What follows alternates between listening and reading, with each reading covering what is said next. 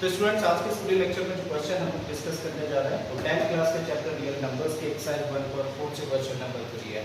छोटा सा क्वेश्चन जरूर है बट है बहुत इंपॉर्टेंट। देखते हैं क्वेश्चन में क्या दिया है। इसमें दिया है the following real numbers have decimal expansions as given below. In each case decide whether they are rational और not. If they are rational and the form P upon Q, what can you say about the prime factorization of Q? तो question हम लोग से कह रहा है कि नीचे कुछ रियल नंबर्स हम लोग को दे रखे हैं डेसिमल फॉर्म में। अब इन डेसिमल फॉर्म्स को देख के बताना है कि दिया गया नंबर एक रैशनल नंबर है या फिर नहीं है। और अगर दिया गया नंबर एक रैशनल नंबर है और उसको P upon Q की फॉर्म में रखा जाए तो Q के प्राइम फैक्टराइजेशन के लिए क्या कह सकते हैं। आगे क्वेश्चन समझ आया। तो यहाँ पे हम लोग को दो चीजें फाइंड करनी है। एक तो डेसिमल एक्सपेंशन को देख के बताना है कि वो रैशनल नंबर है या फिर इरैशनल नंबर है। और अगर रैशनल नंबर है और उसको P upon Q की फॉर्म में रखें तो Q के प्राइम फैक्टराइजेशन की क्या प्रॉपर्टी होगी। ठीक है, तो चलिए स्टार्ट करते हैं। आते हैं हम लोग फर्स्ट रियल नंबर पे। अब जब हम लोग इस नंबर को देखें तो इस नंबर के लास्ट में ना तो कहीं हम लोग डॉट डॉट डॉट देख पा रहे हैं और ना ही डेसिमल की बात कहीं हम लोगों को बाहर दिखा। और जब भी कभी हम लोगों को कहीं डेसिमल एक्सपेंशन दे दिया जाए जिसमें ना तो हम लोगों को कहीं डॉट डॉट डॉट दिखाई दे और ना ही उस नंबर के डेसिमल एक्सपेंशन में कहीं बाहर दिखाई दे, तो समझ जाइए कैसा डेसिमल एक्सपेंशन है, वो टर्मिनेटिंग डेसिमल एक्सपेंशन।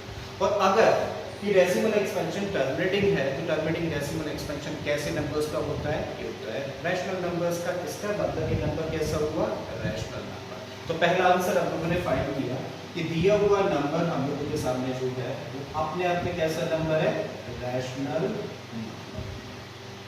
राइट। अब Q की डेसिमल एक्सपेंशन कैसा है, टर्मिनेटिंग है। और अगर डेसिमल एक्सपेंशन टर्मिनेटिंग होता है तो Q की क्या प्रॉपर्टी होती है, जो Q होता है उसका प्राइम फैक्टराइजेशन या तो 2 की पावर m जैसी फॉर्म का होता है या 5 की पावर n जैसी फॉर्म का या फिर 2 की पावर m into 5 की पावर n जैसी फॉर्म का होता है। राइट, चलिए इस बात को लिख देते हैं।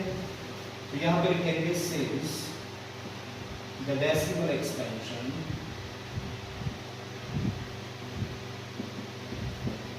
is terminating। कैसा डेसिमल एक्सपेंशन है, टर्मिनेटिंग है। सो the prime factorization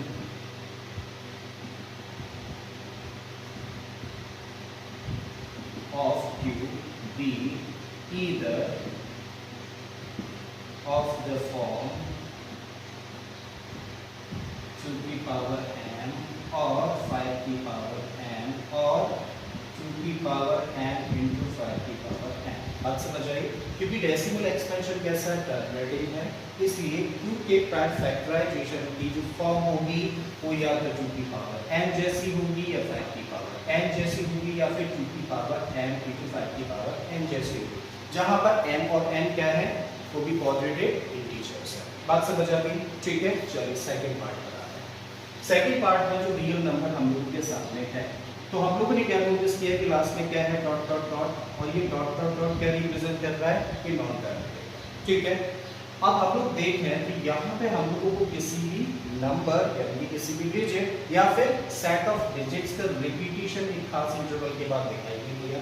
करेक्ट। इसका मतलब ये नंबर कैसा हुआ, नॉन टर्मिनेटिंग, नॉन रिकरिंग या नॉन रिपीटिंग, क्योंकि एक डिजिट या फिर सेट ऑफ डिजिट्स का एक सर्टेन इंटरवल के बाद रिपीटिशन नहीं है। करेक्ट। सो ये डेसिमल एक्सपेंशन कैसा है, नॉन टर्मिनेटिंग, नॉन रिकरिंग। और अगर ये decimal expansion non terminating, non recurring है तो non terminating, non recurring decimal expansion होता है इरैशनल नंबर्स का।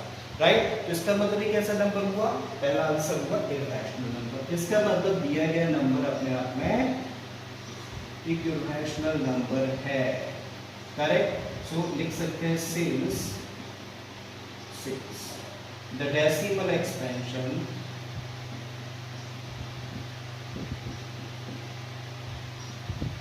of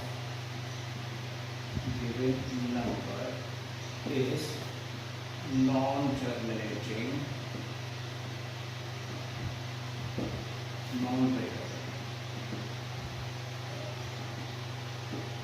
hence it cannot be written in the form P upon Q, where P and Q are integers, right? और Q is not equal to 0। बात समझ आ गई। तो इसको तो हम लोग P upon Q की फॉर्म में लिख ही नहीं सकते जहाँ पे P और Q दोनों इंटीजर्स और Q 0 इक्वल ना हो, ये होता है कंप्लीट स्टेटमेंट। अब आते हैं हम लोग थर्ड नंबर पर। तो थर्ड नंबर को जैसे हम लोग देखने का काम करें तो हम लोग देख पा रहे हैं कि डेसिमल के इमीडिएट बाद बार लगा हुआ है, और बार किसको रिप्रेजेंट करता है? बार रिप्रेजेंट करता है रिपीटेशन, किसी भी डिजिट या फिर सेट ऑफ डिजिट्स के रिपीटेशन को। और अगर ये बार लगा हुआ है, रिपीटेशन शो कर रहा है, इसका मतलब डेसिमल एक्सपेंशन कैसा हुआ? Non terminating repeating. और अगर ये non terminating repeating decimal expansion है तो non terminating repeating decimal expansion तो कैसे नंबर्स का होता है? रैशनल नंबर्स का होता है। ठीक है, तो दिया गया नंबर फिर कैसा हुआ? अपने आप में एक रैशनल नंबर हो जाता है। और जब इस नंबर को p अपॉन q फॉर्म में चेंज करें तो q के प्राइम फैक्टराइजेशन की क्या प्रॉपर्टी होगी?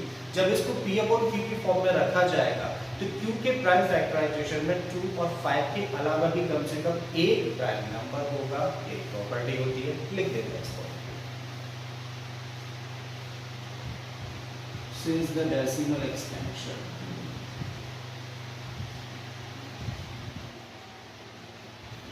is non-terminating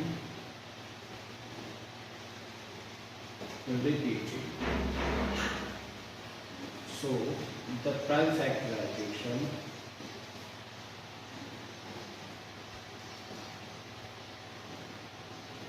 of q must have at least one prime number other than 2 and 5, right. इसका मतलब जब p अपॉन q की फॉर्म में नंबर रखा जाए तो q को जब प्राइम फैक्टराइज किया जाएगा तो उसके प्राइम फैक्टराइजेशन में 2 और 5 के अलावा कम से कम एक प्राइम नंबर होगा, राइट। आई थिंक तीनों पार्ट्स अच्छे से समझ आ गए होंगे। अगर ऐसा है तो प्लीज वीडियो को लाइक कर दें, चैनल को सब्सक्राइब कर लें, और बाकी के क्वेश्चंस के लिए अपनी प्लेलिस्ट पे चले जाइए। इस तरीके के बहुत सारे क्वेश्चंस मैंने ऑलरेडी अपलोड किए हैं। फिर से आता हूं एक नए क्वेश्चन नए कॉन्सेप्ट के साथ में। Till then keep learning. Thank you for watching this video.